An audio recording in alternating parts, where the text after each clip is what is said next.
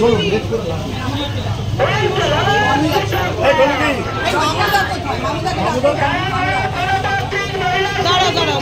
দিকে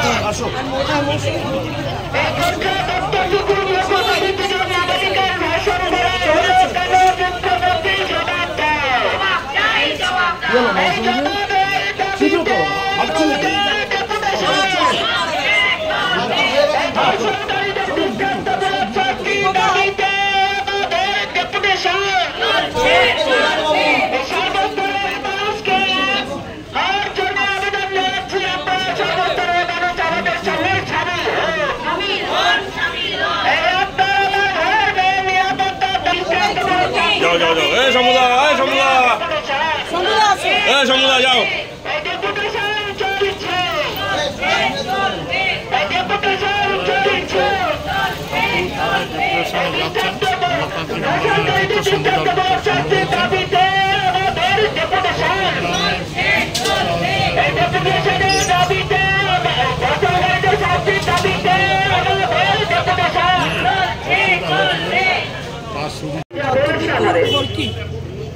ওই গ্রাম অঞ্চলে একটি নাবালিকা মানসিক ভারসাম্যহীন মূকবধির, মানে কথাও বলতে পারে না, বুঝতে পারে না, যা শুনতে পারে না, ঠিক মতন চলতে পারে না, এমন একটি 15 বছরের মেয়েকে ধর্ষণ করা হয় ইটভাটায়।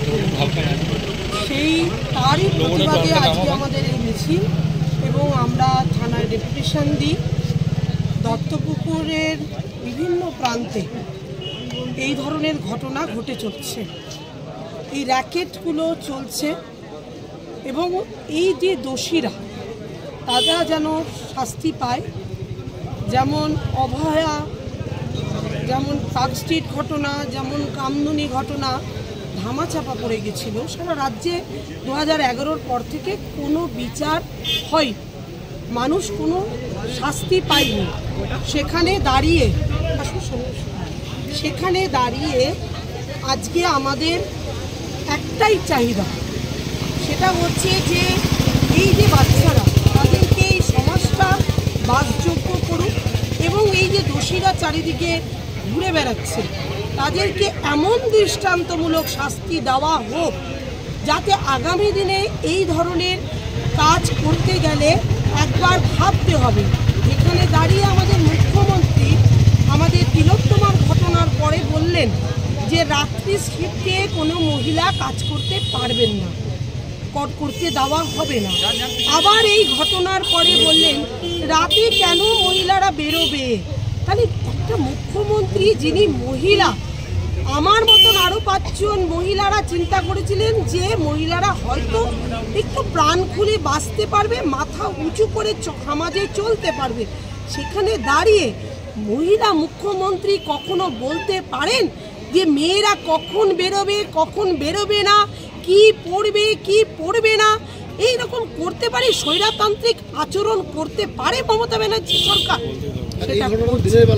এটা দিনের বেলার ঘটনা।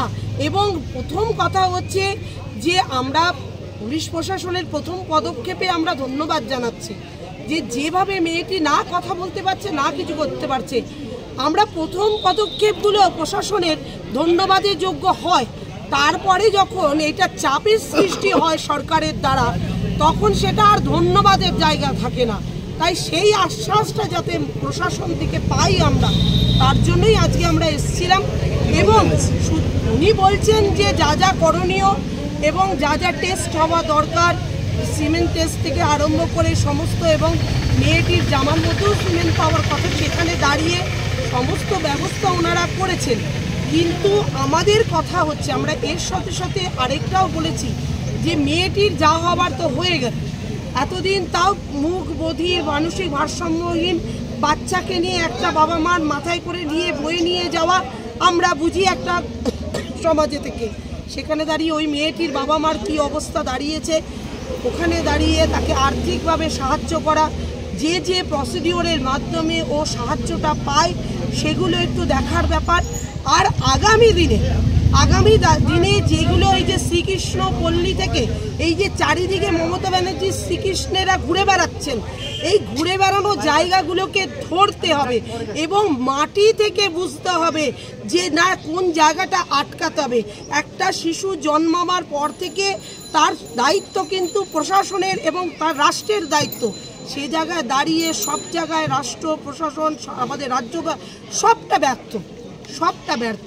সেই জায়গায় দাঁড়িয়ে প্রশাসনের কাছে আমরা বলেছি যে আপনারাও যদি এক পা এগোন, আমরাও সারা ভারত গণতান্ত্রিক মহিলা সমিতি, বামপন্থী ছাত্র যুব মহিলা সমিতিরা এরা এগোবো এবং সমাজটাকে আমরা যেভাবে এগোচ্ছে কোনো জায়গায় না পিজি সরকারি হসপিটাল, স্বাস্থ্যকেন্দ্র আমরা বসিরহাটে দেখে এলাম।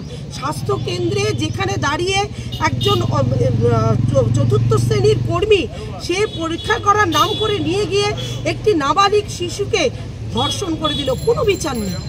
আজ পর্যন্ত কামদুনি থেকে আরম্ভ করে আজ পর্যন্ত টিল টুডে কোনো বিচার হচ্ছে না। আমি হচ্ছি সারা ভারত গণতান্ত্রিক মহিলা সমিতির সম্পাদিকা, জেলা সম্পাদিকা রুনু ব্যানার্জি।